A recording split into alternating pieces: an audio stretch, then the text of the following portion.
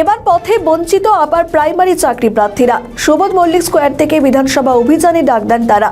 যদিও মিছিল ধর্মতলা মোড়ে ডরিনা ক্রসিং এর কাছে পৌঁছতেই বিধানসভায় বাধা দেয় পুলিশ।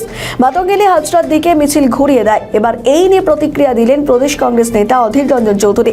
পাশাপাশি আইএসএফ এর সঙ্গে সমঝোতায় নারাজ, 32 আসনে লড়তে চায় ফরওয়ার্ড ব্লক।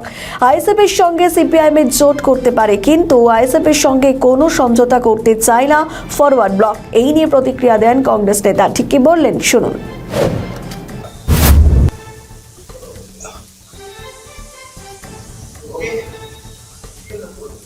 नहीं आसी गए क्वेश्चन नहीं আছে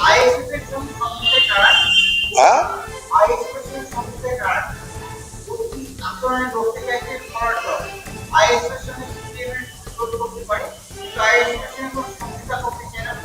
দেখুন আইএসএফের সঙ্গে সিপিএমের আগে তো জোট হয়েছে, হয়নি কেন? পুরনো সম্পর্ক আছে। আইএসএফের সঙ্গে সিপিএমের জোটটা অস্বাভাবিক তো নয়। হ্যাঁ, ফরওয়ার্ড ব্লকের কি আছে জানি না। ফরওয়ার্ড ব্লকের তার একটা পার্টি, সে মানছে না, তার ব্যাপার। এখানে আমাদের কোনো বক্তব্য নেই। হ্যাঁ,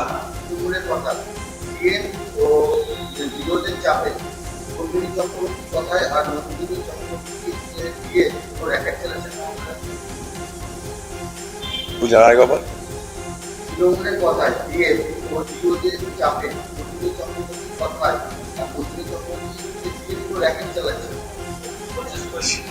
সেসব বলতে পারবো না কি কোথায় র্যাকেট চালাচ্ছে।